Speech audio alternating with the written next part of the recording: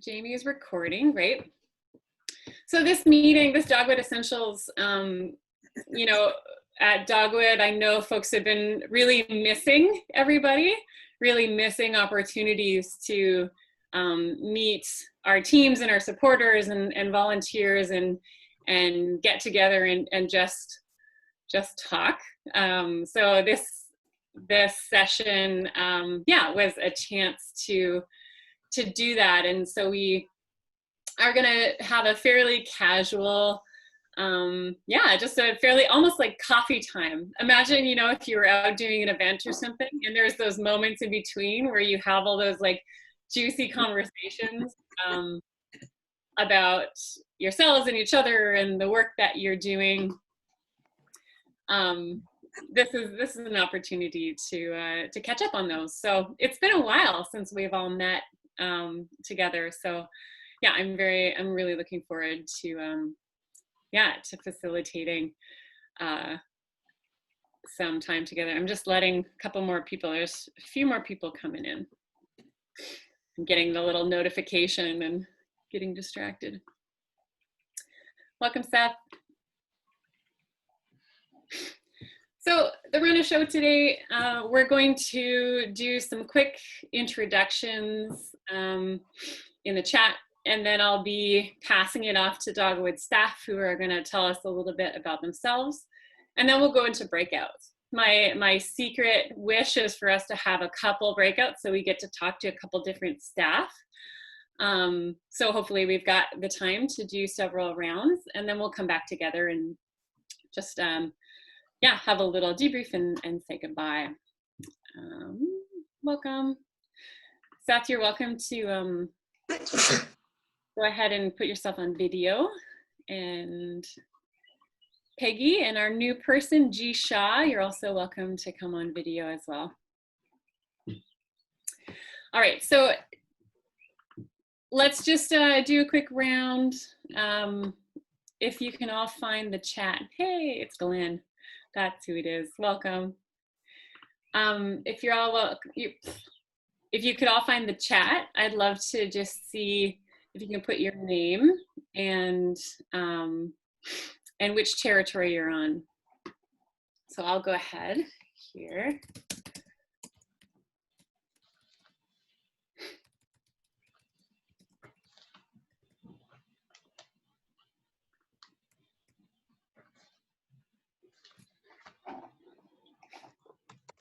Thanks, Catherine.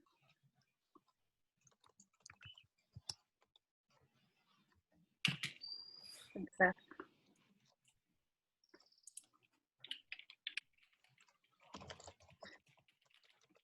I'll see you in a bit.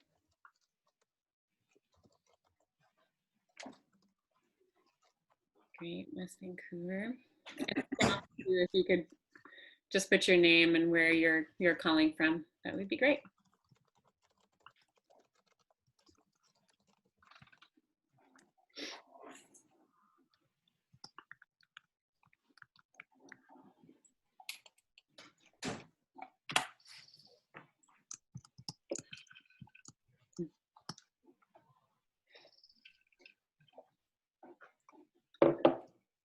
Oh, Raz, impressed with the spelling. Mm-hmm. That's always so intimidating. Well done.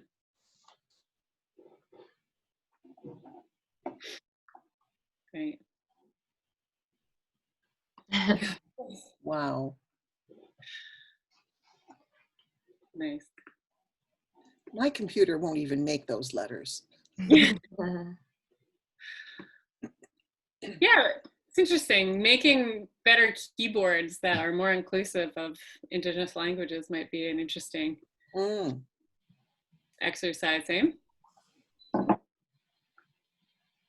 All right, welcome everybody. Let's get right into it. I'm gonna start off by introducing Christina. Her in the bathroom. I'm sorry if it's distracting. At least my kids aren't in the tub. Yeah. I mean, So staff, I'm hoping we can keep Here, our, I've changed my background to make you feel more comfortable, Christine. Thank you, Catherine.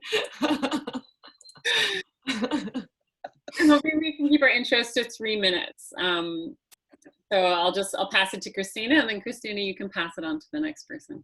Great, thank you. So yeah, my name is Christina Smackers. I'm the communications manager for Dogwood. I started at Dogwood in 2014, just after Labor Day, so it'll be almost 6 years for me. On staff, I started as a communications coordinator, and I promptly found out I was pregnant as soon as I started, so I've actually taken 2 mat leaves during my time at Dogwood. Excuse me. Yeah, my background is not really in environmentalism. It's I went to school for communications and political science, and so when I started to my professional life, I worked at a bank. I worked my mom and my sister and I opened a children's clothing store. I did like a variety of things that really weren't leading me to where I wanted to go, although I didn't know exactly where that was. So I ended up getting a job at the aquarium in Sydney, a nonprofit, and that was my first job in a nonprofit, and it was so interesting, and I really felt good about what I was doing there. I was doing some fundraising and some communications work, and I really, yeah, I just like found a love of working for a cause, and then I knew of Dogwood, I knew of Dogwood's work, and when I saw there was a position open for communications coordinator, it just felt like a really good move.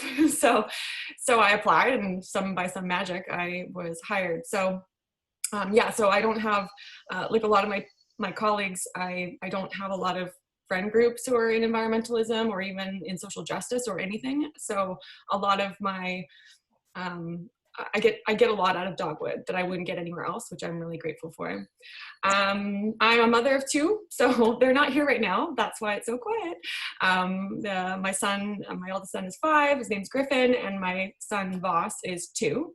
My family has been on Vancouver Island since my great grandparents' parents. So my family's originally from England, Scotland, and a little bit of Ireland. And my great grandma's parents came on my mom's side, came over and landed in Saskatchewan, I believe, and tried to be farmers, but then they were wiped out by locusts. So they decided to move west, and that's how we ended up on Vancouver Island, or how I ended up here, because my great grandparents came here, and my family has settled on the coast. Every childhood memory I have is by the ocean.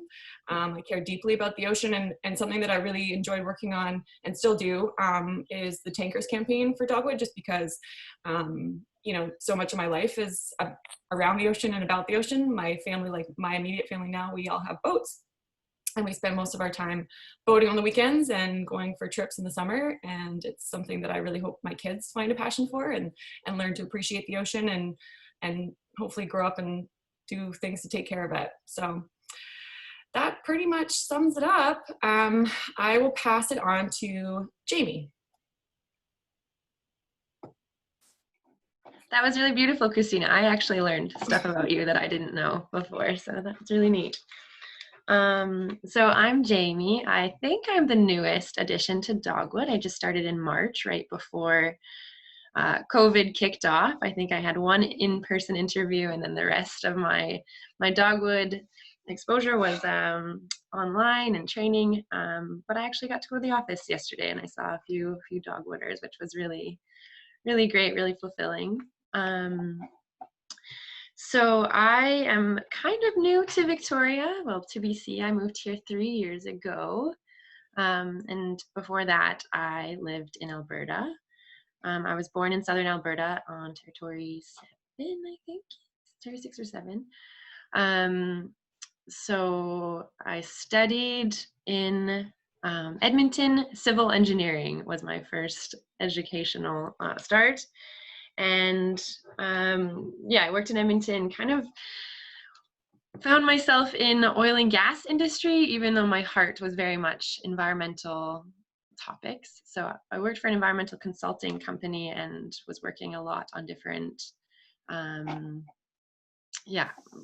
oil sands. I've been up to Fort McMurray and thought I was kind of doing a good thing. yeah, but it was hard. I learned a lot and kind of knew that one day I was gonna kind of fight it from the outside looking in and kind of having some insight. So yeah, when I was 30 years old, I realized that it was time to make the move. I kind of did some looking into different programs in BC. I found a program at Camosun actually that was very much up my alley. I really love information and data and computer science type stuff. So I moved to Victoria, and I have a really bizarre connection with Celine. Before I ever moved here, a childhood friend of mine, I visited him, and he said, yeah, my roommate's away and you can stay in her room. And I got this beautiful note and it said, like, this is my dog, make yourself at home. And I found out years later that it was actually Celine's room that I stayed in. So one of my first jobs when I got to Victoria after I did this information systems program was with Organizing for Change. I worked with Celine and Ellen and Lisa on the referendum, get out the vote, and yeah, really fell in love with like the world of nonprofit and this group of people. So I met everybody at Dogwood kind of through those programs, and then when those contracts wrapped up, I was again with them for the federal election. Matt reached out to me and said, like, hey Jamie, we need somebody to come wrangle all the data. So I got really lucky to join the team, and it's been really, really fun so far. So that's my story, and yeah, I'm just really happy to be here and to share all this with everybody. Tell us about your dog. Oh yeah, I also Christina has 2 children, human children. I have one daughter, and she is a dog. Her name is Edie, and I'm not gonna wake her up right now because if I wake her up, she will probably want to like play and stuff. So yeah, I just recently adopted a little one-eyed black dog that kind of looks like a lab but smaller, and she's very sweet, and I'm very in love. I guess next on the list, I'll pass it over to Alexandra. Thanks, Jamie. I'm loving learning all these things about my colleagues that I didn't know before. Hi, everyone. It's lovely to see all your faces. Can't wait to see them in the real world again. I agree with Celine. Like, what's it going to be like when we see each other again? It's going to be so weird, especially if we can't hug. It's going to be like a strange thing. Anyway, I am, I'm Alexandra, born and raised in Vancouver, currently living on the Sunshine Coast in Seychelles and Squamish Territory. I have a husband and 2 kids, 8-year-old named Theo and a 2-year-old named Zebedee. And we share a property with 3 other families, all with young kids. So we've got 8 kids, 8 grown-ups, chickens, you know, that kind of bit of a back to the land thing going on, which is, a really beautiful place to live. And I feel lucky for that. I have been in the environmental and climate justice movement for a really long time. My first job out of university, I went to UVic, and my first job out of university was with the Wilderness Committee back in early 2000s.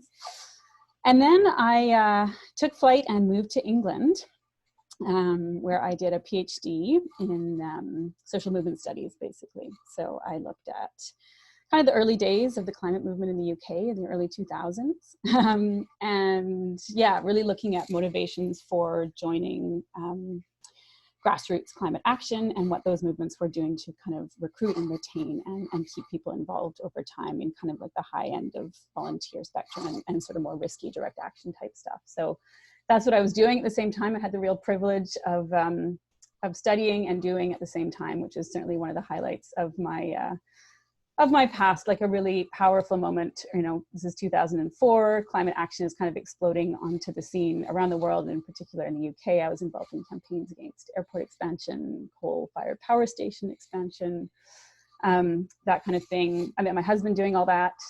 We spent our first Valentine's Day locked down in front of an LNG plant. It was a heady time, and it is definitely like, it was like lightning in a bottle, you know, fantastic people really making change in the world, and at the same time being in my early 20s and yeah, being in a fantastic place and time. So that definitely is like this super fizzy, heady time in my life.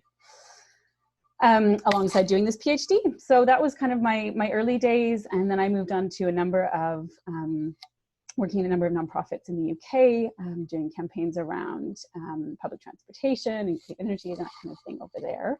So I did that for a number of years until I had my my youngest son over there. He's a Londoner, and yeah, it kind of felt like the right time to come home and be with family, be somewhere clean and green. And at the same time, amazingly, I had been kind of taking part in, yeah, some of the grassroots international tar sands work that had been starting up in kind of the early days. So, you know, protesting Gordon Campbell as he came to Canada House in London way back around Enbridge and Kinder Morgan. So I kind of had seen what I felt like was the fight of our time, for my time really, around pipelines from London, actually from the other side of the world, and really wanted to be part of that back here at home where it mattered and where my heart was in some ways.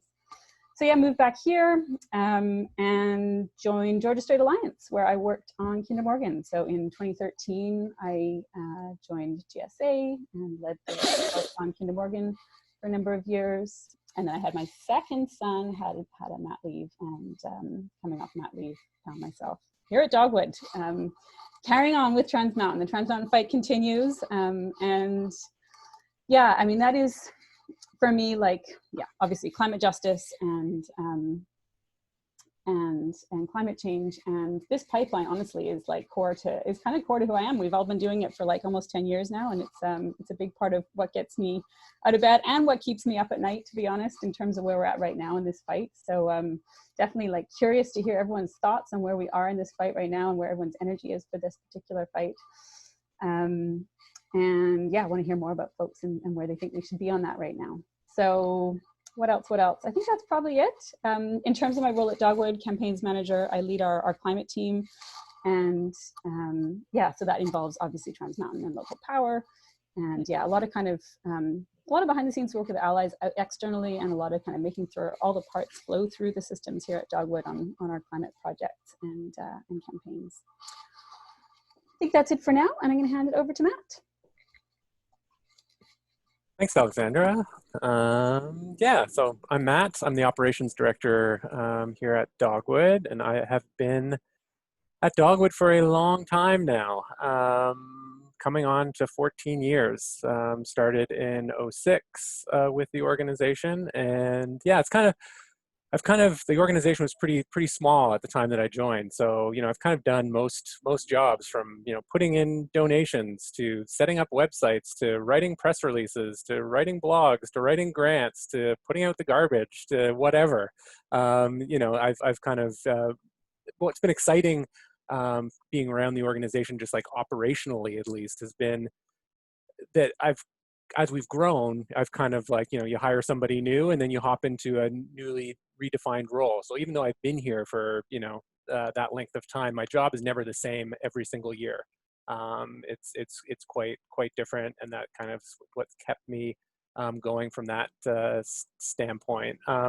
You know, my work at the organization is generally around, you know, the budget and fundraising and digital systems and some of the strategy and planning that the organization does. I sit on the organization's executive team, which is basically a 4-person team that, instead of having an executive director, we have 4 people that play that role to kind of adopt some of the more grassroots type of structure that we have in the field to the sort of leadership of the organization. Before Dogwood, I grew up in Ottawa, and you know, my early days of activism started in university, where I was involved in the anti-globalization movement in the 90s, and really got my sort of my teeth into things and my taste of activism and politics through the PERG system. I don't know if folks are familiar with that. At Carleton University. Right out of school, I ended up being the first employee of the Green Party of Canada out of Ottawa, and established a national office for the party, and was the director of organizing for 2 election cycles. So running the party's first 2 full slates, and the first 2, like the full slates of candidates. No one had done that up until this last election. So someone stole my the only claim to fame I have my entire life, is getting candidates in every single riding. Obviously, I have taken that Green Party hat off a long time ago, and I've been doing the nonpartisan work, at Dogwood, for the majority of my time here on the coast. Basically, I've lived here. As soon as I moved to Victoria, I ended up working at Dogwood. My wife and I live, just outside of downtown Victoria in kind of the Hillside Quadra neighborhood, and we have a little cat named Ernie, and we love to garden, get out and do all sorts of backcountry trips and stuff through Vancouver Island, canoeing, kayaking, hiking, that kind of stuff. I'm also a pretty avid cyclist and runner. And in terms of motivating me to keep doing this work, it's just the clock that's ticking on climate. That's really been the thing that's motivated my work since university after the anti-globalization stuff, has really been climate focused. And, I feel like there's no other work that I could be doing right now, and no other organization that I could be in that's, pushing the needle as much as Dogwood is and having such an impact. And that's the thing that's, I'm so proud of the work that all the volunteers and staff have done, defeating projects, especially, the Enbridge Northern Gateway pipeline, kicking Kinder Morgan out of this province, just, feeling really good and really strong. The stuff Dogwood takes on, we tend to win. So it feels really, really powerful. And then just the stories of all the people that I've met, like early on, Dorothy Cutting on Salt Spring Island, I think single-handedly in one summer got 6,000 signatures on her first No Tankers petition. Terry Dance Bennick, and just the force that she was within the organization, getting things going on southern Vancouver Island, and really, creating a model for Dogwood in terms of what organizing can look like. So it's the people, it's the work that have kept me around for 14 years. One of my favorite things about that is that you have a cat now. When I first met Matt, you were so anti-pet. It was kind of a joke. We were trying to, long story on that. I won't go into that one. But it warms my heart now that you have a kitten and you love it so much. So It's true. I'm softening with age. And I guess the last person who hasn't gone is Abby. I'll pass it over to you. Thanks. Hi, everybody. It's good to see everyone. So I got interested in environmental work starting in high school. I had the privilege of being able to go on a lot of outdoor trips in an outdoor education program. So I was motivated by trying to conserve and protect the environment, and I thought I was going to go more into like a science realm and environmental science, going out into the field, being outside, and I don't know, collecting samples and whatever they do. I'm clearly not in that field right now. I really quickly realized throughout my university experience, I went to Quest University Canada in Squamish. It's a bit of a newer university, that there were so many other problems in this world, particularly having to do with like injustices and oppression of different people, and how that really did intersect with environmentalism. And realizing, my motivation to protect the environment was coming from a very privileged position and wanting to conserve it for my own like recreation, whereas other people were really fighting for their everyday lives, their water, and the land that was unjustly taken from them. So, and I'm referring to Indigenous peoples here in Canada, but also just all over Turtle Island. So that really motivated me to kind of pivot and focus on my academics related to like environmental justice, political science. I did an undergrad thesis looking at environmental activism strategies that were used in the fight against Kinder Morgan at the time, and the government bought the pipeline shortly after my thesis was completed. So that was quite interesting to me. And through Quest, I had the opportunity to do internships for credit. And I had a connection with somebody that worked on Andrew Weaver's re-election campaign for 2017. So I was on the head campaign team in a volunteer role and worked designed like the Canvas strategy and the Get Out the Vote strategy and managed all the volunteers for that campaign.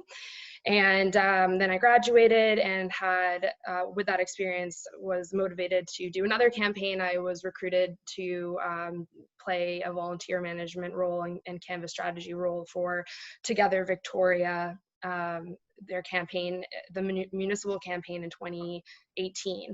I grew up in Victoria, and I moved there when I was 10 from the United States. All my family lives in the United States, but my family lives here in Victoria.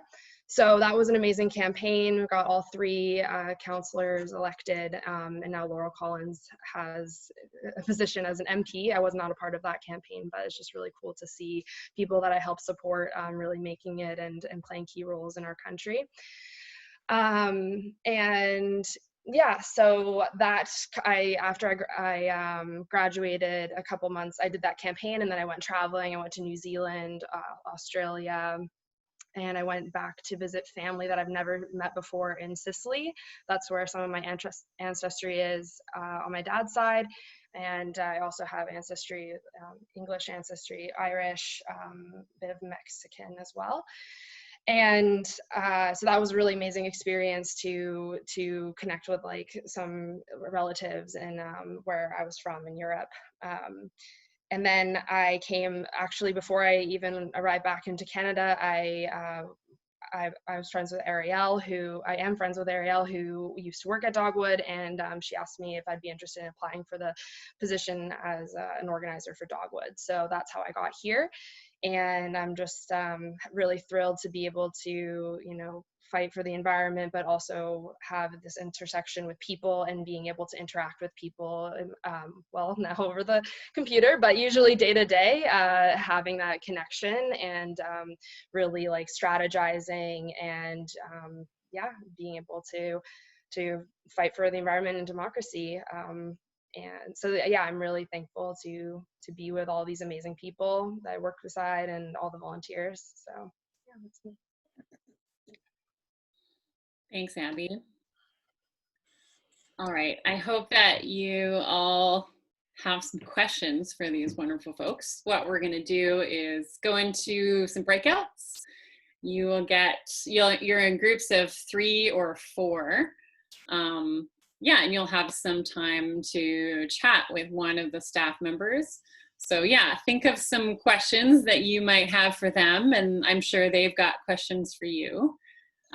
We'll break out for 7 minutes, come back together, and then do it again. So it'll be kind of like a mingle. Any questions? Good. So what's going to happen is when I open the breakout groups, you will get a little pop-up on your screen that asks you to join a breakout room. You just click yes and you'll get zoomed over. I'll be here in the main room. If there's any problems, I'll just pop in and make sure that everything is running smoothly. All right, ready? Let me see some thumbs up. Anyone not ready? Great. Here we go.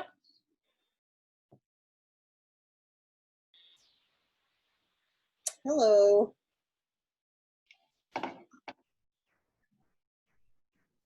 Hello, Hi, everyone. and Sandy here. Hi. Hi. So I gave my little spiel. I was wondering if each of you guys could go around and tell me who you are and your association with Dogwood and also what you do in your non-Dogwood time. Catherine, I've seen your name so many times, but I've never met you in person. So That's because it's on the wanted posters in the post office. So do you mind starting, Catherine, and telling me? Catherine Moss. I'm in Victoria. I've been a volunteer with Dogwood for 6 years now.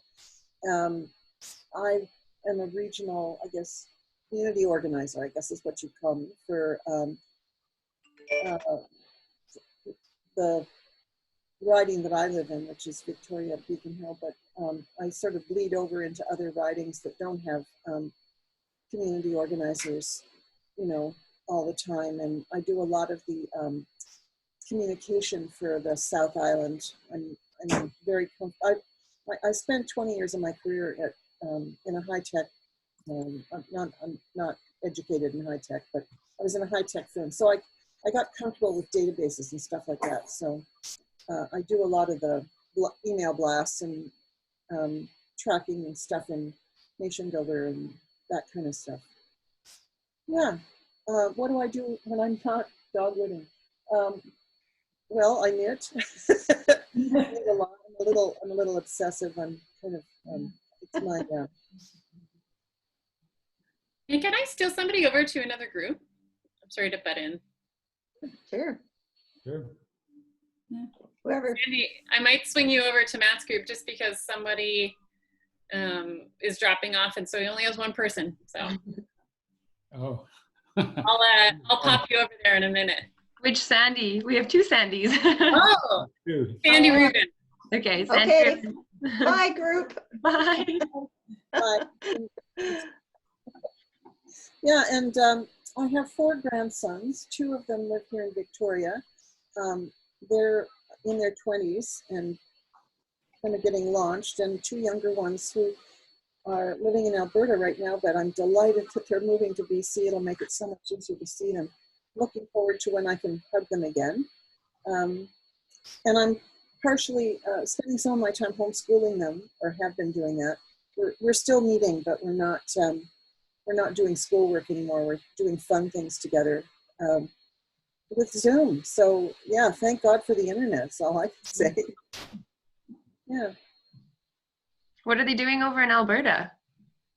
Well, my younger daughter went to Alberta probably close to 20 years ago now with her then husband, who was doing his PhD at U of C, and she did her PhD at U of C. And in the meantime, that marriage dissolved, and she met somebody else that she's been with, for a long time, and they've had their kids together. And he's an Alberta guy. His family is from Bragg Creek. And in fact, I have to say that I'm astonished that they made the decision to move to BC, because he is so rooted in Alberta, like that. He worked for Alberta Parks for many years, and he's just so rooted in that geography that it astonished me when they decided to move. But I think, as far as he's mobile in terms of his career, he works from home, but she was teaching at the University of Lethbridge, and with what's happening in education in Alberta right now, there's not much future in it. She had tenure, but she said everybody was going to be taking pay cuts, and yeah, pretty sad. So she got a really nice offer from UBC, and they're coming out here. So Great. I'm able to see more of my grandkids. Yeah, that's amazing. Yeah. Thanks, Catherine. Thanks for listening. Yeah, of course. Glenn and Sandy, I'll let you guys choose who wants to go first. Okay, well, I'll go first. I was the first to sort of discover Dogwood between the 2 of us. Basically, I had always sort of had a sympathy for the environment and Greenpeace and that, but was never ever directly involved in any of that. What happened for me was the prospect of TMX. That just, in every fiber of me, it was just like wrong. It was a bad thing. I was initially learned of a group that was called Broke, and went to a number of meetings there. And somehow or other, I just discovered Dogwood. I don't even remember how. And somebody reached out to me. They just phoned and said, like, we know that you put your name down as to volunteer, and so I helped out with Jagmeet Singh's. Well, I didn't actually help him. We're nonpartisan, but the views that he represented and the position that he was taking was popular with myself and everybody that I was encountering in Dogwood, and we went from door to door, and that was my first involvement. That was a little over a year ago. Right. And Sandy was sort of, like listening to me go on little tirades. And she was won over and has been participating as well. I was dragged in. Yeah, she was. So my history is I worked in the telecom industry. I've always been, sort of service related, and familiar with databases and all of that goes with telecom, and the development of the internet. And I think maybe I'll just take, because we've got to be getting close to 7 minutes here. I'm going to pass the baton over to Sandy. Yeah, okay. Well, my history is I'm a physiotherapist, retired for 18 years now or something. I'm old. Yeah, like I say, I got dragged in. It was kind of interesting, and I agreed with a lot of stuff, and so I would hang out on getting the petition signed and that sort of thing. Great. Well, recently it's been tough because we've just sold our house. So we went through all the staging, the selling the house, we're somewhere to rent because we bought a condo that's not built yet. So it's been tough. My son lives in England. We have 2 little grandchildren, 6 months and 3 years, and I see them. FaceTime is nice. Thank God for the internet, as Catherine said. Not the same. And Glenn has 2 teenage grandchildren in Nanaimo. Okay. Oh, we got 57 seconds. 57 seconds. Well, I really appreciate meeting more or knowing a little bit more about you guys. Glenn, I think Alexandra has great ideas about TMX.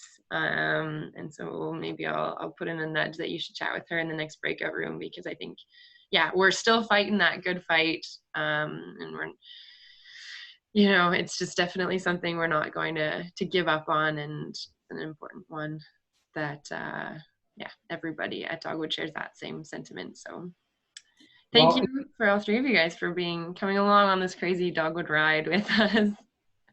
Glenn, which telecom company did you work with? I was with Nortel. Nortel, TELUS, BCTEL. Ah, small world, eh? Yeah, no, I know some people at Nortel and some family members participate. Okay. Yeah. Sorry, Roz was right in the middle of talking and was cut off. Sorry. All right. I'm just gonna shuffle you all a little bit.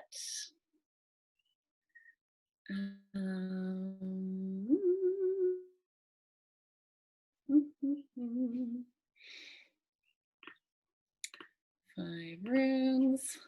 Give me a moment.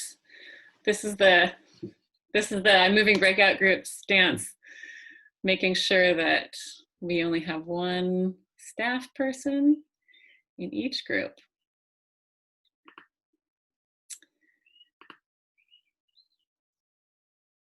All right. Ready? 1 more go. 7 minutes.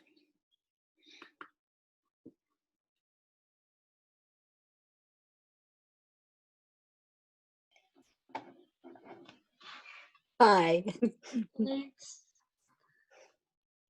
Oh, and we have Roz without their video. Roz, I can't hear you though, so maybe you might need to unmute. Hi, can you hear me now? Yeah, hi Roz. Hi. So yeah, both of you got to hear a little about me, so I'd be really curious to know a little bit about the 2 of you. And we were in the last breakout room together, so we learned a little bit about Roz. Well, Roz, I heard you got kicked off, so why don't you, or like interrupt? Finish your story, Roz. Sure. Well, I was just saying earlier that I came here 30 years ago, and I had no idea that about the Indigenous situation in Canada until 3-4 years ago when I went up Burnaby Mountain, and that's kind of changed my focus in life. And that's, I'm retired now. Incidentally, I had a brain hemorrhage, and it affects my concentration and memory. So if I do lose the thought, just give me a moment or two and I should pick it up. But yeah, so that's where my focus is. And I tend to be a bit of an activist butterfly in that I support all of them. Once I started on marches and rallies, I counted the other day, there were over 150 in 2 years or 3 years.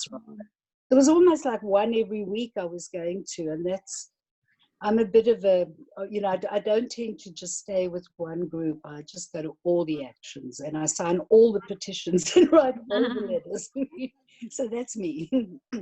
Well, Roz, we're happy to have you take along at Dogwood. I think one of our, leading strategies right now is to try and bring groups together, because we're all kind of fighting the good fight together. And that's why Celine at Organizing for Change is such a valuable collaboration, because she also has connections with so many. And when I was working for Organizing for Change, it was so cool to meet people from all these different organizations. So we're definitely not competing with one another here, so we don't oh no, know that, yeah. That I'm very aware of. But I'm just so encouraged to see that more and more of you are collaborating. Yeah. At one point, I two of my activist friends are in their 80s.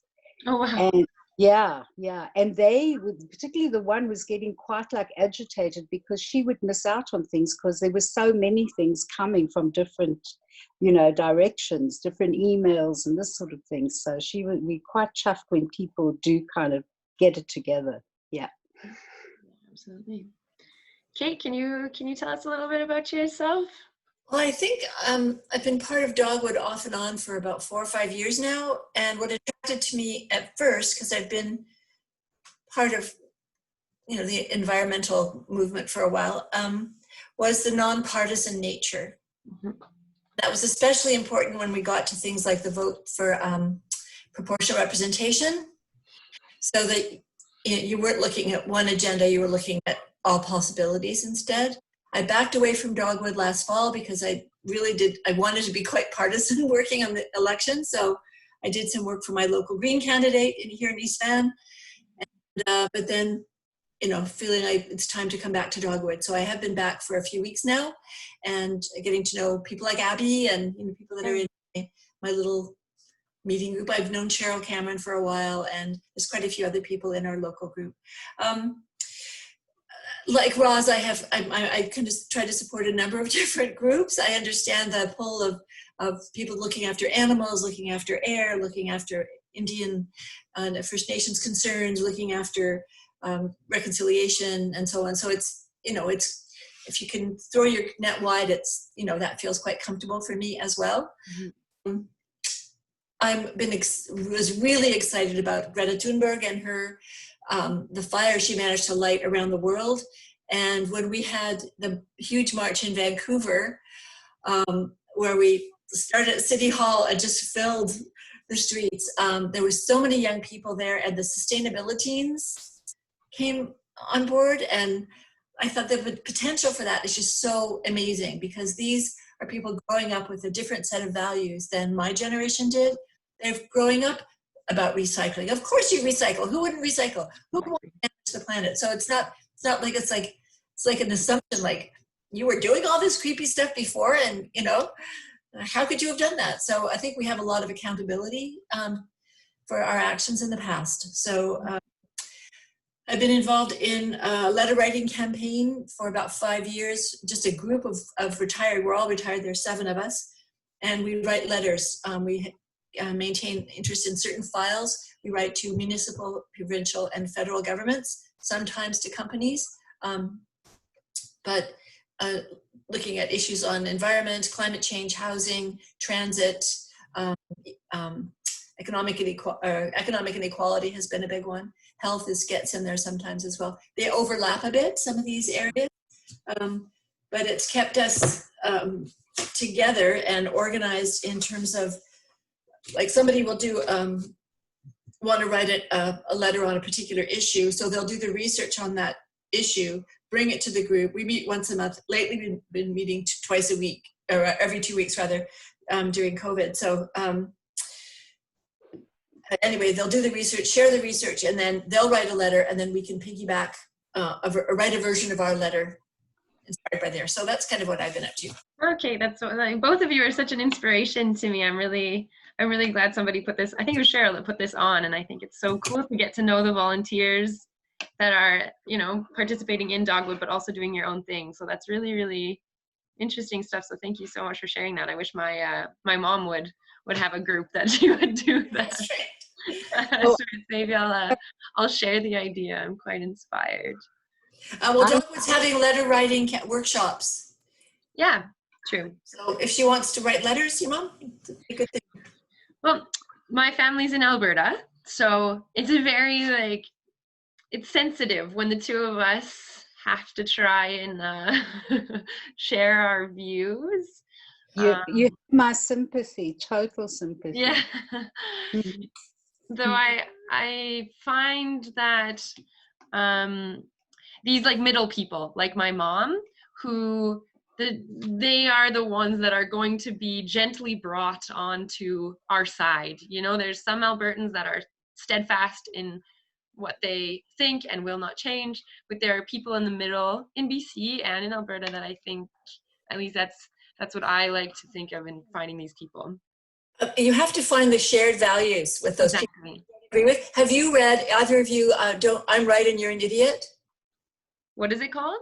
It's called I'm Right and You're an Idiot. It's written for Advertising Man, and it's about civil conversation, how to talk to people who you don't agree with. It's a brilliant book. Totally recommend it. Thank you, Kate. That'll probably help me a lot, chat with my mom. It has helped a lot of us figure out how to deal with exactly that problem. Talking to Albertans, for instance. Okay, we're back to the other room now. Everybody's back. All right, folks. Welcome. It looks like everybody's back. I thought we could just take the last 5 minutes or so and just share some reflections. What is happening in Catherine Mass's background? Oh, you're muted. Just somebody brought me a cup of tea. That's very nice. It's like coming out of the... Yeah. Oh, it's because I've got that weird background. It makes me fade every once in a while. Yeah. I'm curious. Not doing it now. That's my neighborhood. So I just, for my own curiosity, I'm curious if folks found some points of similarity or themes in any of their conversations.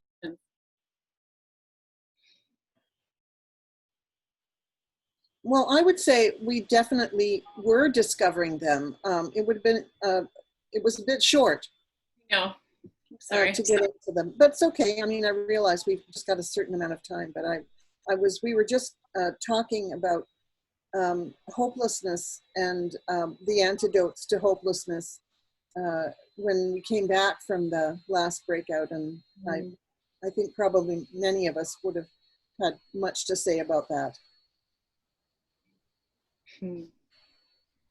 Yeah, and also another topic was the importance of pacing. Pacing yourself and the resources that you have available to participate. And to be careful. Like you can overindulge, and it's important to look at the long game. Anybody else? Similarities, themes, topics that came up that sparked some particular energy? I'm sad Cheryl couldn't be here because this is really, really nice, and I think she'd be very proud how it turned out. And it's so nice to get to know the volunteers. So I'm really happy that we did this. Great. Go ahead, Kate. I learned a bit about how Dogwood views its work with other groups doing a lot of the same work, but in different ways. We have different strategies, different bases, really, but that we can work together and that we can work cross borders with each other. Cross boundaries. That's good. Cool. Great.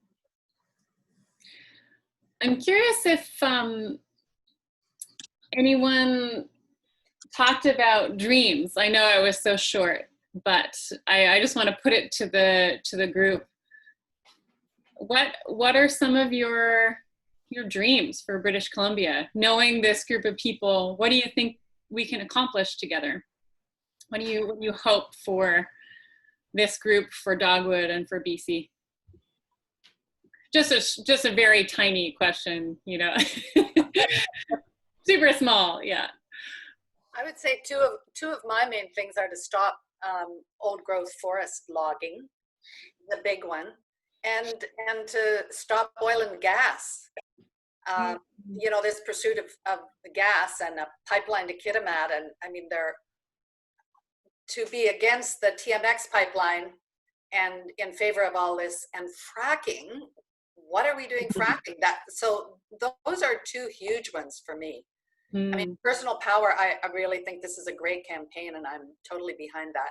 But the old growth forests and the fracking and gas are two other things. I can't understand how we have an NDP Green government that is supporting that kind of stuff. I'm seeing Redmi at the top of my screen being like, I know! And you're calling in from India today. It's very late for you, right? Yeah. No, and because I live near, you know, the pipeline, so the TMX pipeline is a really big issue. And right now, as I was just telling my previous breakout group, we're having this tunnel being bored through Burnaby Mountains. So, you know, it seems very frightening, very real. And unfortunately, when you said dreams, I feel a little hopeless. And as, you know, some of the other members said, you know, about the political situation, also really disappointed in the NDP government.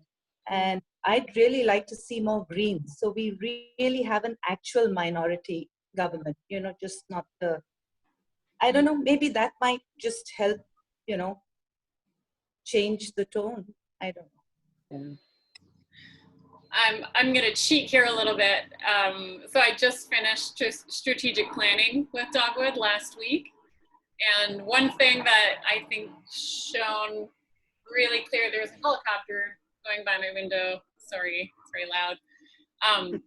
One thing that was really evident from our strategic planning together was that Dogwood is committed to politics, to changing the way we do politics in British Columbia, because a lot of what folks talked about was this sort of feeling of frustration that, you know, how can we still have Site C and LNG and all of these things happening with an NDP government? And so, yeah, I felt very heartened to hear the staff, and I hope it's okay that I'm sharing this, guys, just like echo that feeling of commitment to finding creative, innovative ways to work politically for change. And I think that's what Kate was talking about. That's really one of Dogwood's strengths and niches in the movement. Not a lot of other groups have that same sort of political analysis and willingness to engage politically. And yeah, I think together when we join forces with others and bring that forward, it really is a benefit to everybody. So. Any other thoughts or dreams that folks want to share before we say goodbye? I kind of want to add this, our talk with Alexandra, which she pointed out, you know, the conversation shifts, maybe not in days or months because we're working at ground level, but, you know, she's talking about when she was working in London, you know, the idea of not using oil at all was like crazy, out of this world, which has become normalized like now 10, 15 years later. And maybe this need to be remembered in our hopelessness when working at ground level, and to maybe keep in mind that the next generation of voters are coming up. The ones that are 16 or 17 or that are very active and very conscious of, you know, our environment. So I just want to leave that maybe in the dream section also. I'll build on that and add, I think I've been very heartened by seeing how quickly society has pivoted around the COVID epidemic, and it encourages me to believe that we are capable of doing that kind of pivoting around the issues that are of concern to Dogwood, and that they're actually, somebody talked about this in one of our breakout rooms, that there's a connection between all of the environmental things that we've been involved with and the whole social justice theme, which is probably, you know, we haven't dealt with that in an overt way in Dogwood, but I think that it's implicated in all of the climate action work that we do. So we are at time, but I wanted to offer staff, just if anybody has any sort of final words that they'd like to offer to the group, and then we'll all say goodbye.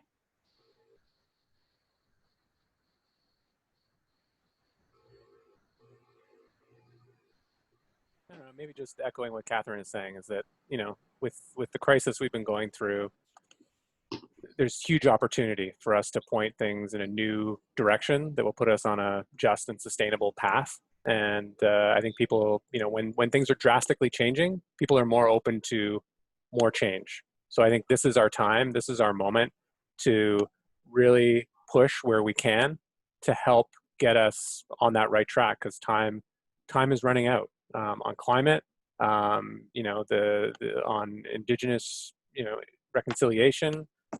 Every day that goes by is a day too long, and you know that timeline, you know, we need to start down that path in a real way right now, and that's what gives me hope, is that, you know, we have come together in British Columbia and we've flattened that curve. And if we did the same type of thing, if we had someone, Bonnie Henry or someone else, talking about climate goals and reconciliation goals every day and how close we were getting to that, and it was saturating the media, people would wake up and realize it's a crisis, and respond.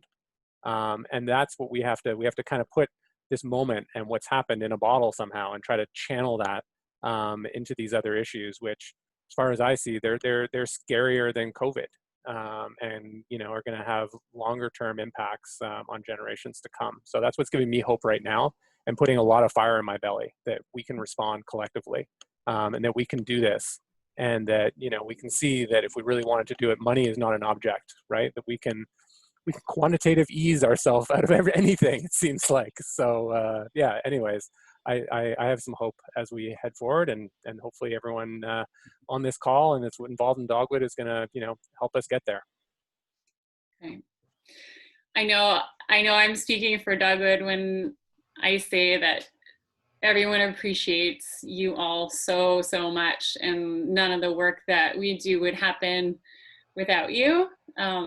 Yeah, we just feel super lucky that you joined us today for an hour to just chat and connect, because I know the staff really misses doing that with you, and it's just like, yeah, such a treat, such a pleasure. So with that, I think maybe we can all just wave goodbye and carry on about our work and our day. Thanks everybody. Everyone. Thanks for organizing. Thanks. Great. Thanks, everyone. Yeah. Thank you. Folks. Really nice. Yay, Dogwood. Staff, do you mind staying on for a minute? Not just Matt and Jamie.